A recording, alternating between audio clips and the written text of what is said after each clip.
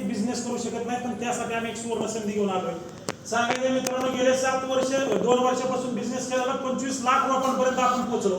तरी कुठंतरी 51 लाख रुपयांचं आपलं टार्गेट होतं, पण कुठंतरी आपली टीम वर्क करायला आपण कमी पडलो. ती टीम वर्क करण्यासाठी मी तुमच्यापाशी उभा आहे. सांगायचं एवढंच आहे की मित्रांनो, आपल्याला करिअर करत असताना, बिझनेस करत असताना आपलं कालही मार्केटमध्ये 1000 कंपनी होत्या, आजही आहे, उद्याही राहणार आहे.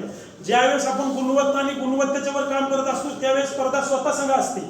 स्पर्धा ही दुसऱ्या संघ नसती, कारण कुणाला हरवून आपल्याला मोठं व्हायचं नाही. आपल्यातलं व्यक्तिमत्व जागर करून आपल्याला पुढे उभं राहायचंय आणि खंबीरपणे नेतृत्व करायचं. मित्रांनो, सांगायचं एवढंच आहे की ज्यावेळेस तुमच्याकडे स्किल असेल तर शरद ॲग्रो तुम्हाला ट्रेनिंग देणार आहे, आणि ट्रेनिंगची फी फक्त दिवसाला 300 रुपये असणार आहे. कारण मित्रांनो, फुकट जर दिलं तर त्याची किंमत कळत नाही.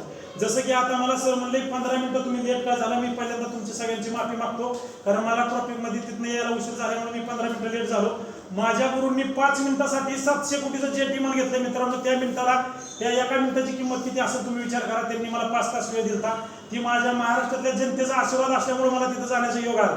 कारण हे नाशिवंत शरीराचं शरद पवार नाव, हे नाव, आणि ह्याला कुठेही मान सन्मान अपमानाला आपण ह्या इथं उभं राहिलेलं नाही. की आपल्या करिअर, आपलं गुप्त जी अंगात आपल्या जी कला आहे ती कला बाहेर दाखवायची. आज सूरज चव्हाणचा विचार केला, माझा पांडू वाघमारे असेल, तुम्हाला सांगतो प्रशांत किक असेल, ही टिकटॉकवर आज अतिशय लाखो रुपये महिन्याला कमवते.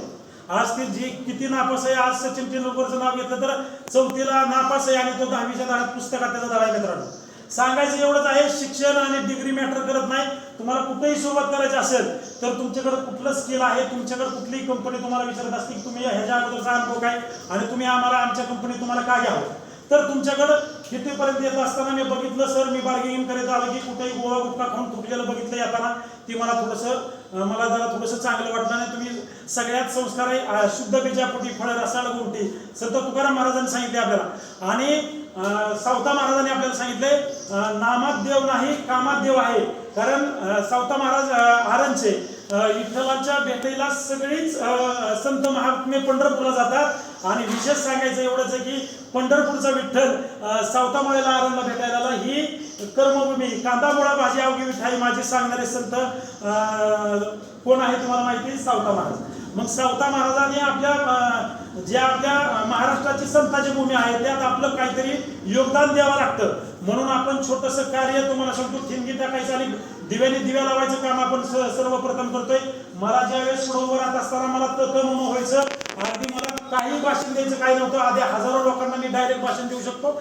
फक्त आणि फक्त माणसाला परिस्थिती घडवत असते. परिस्थिती ज्यावेळेस आपल्याला साक्ष देत असते त्यावेळेस प्रत्येकाकडे इथनं प्रोटेस्टल प्रत्येक व्यक्ती वेगळा आहे. मला सांगायचं एवढंच आहे, ज्या लोकांना खरंच आपल्या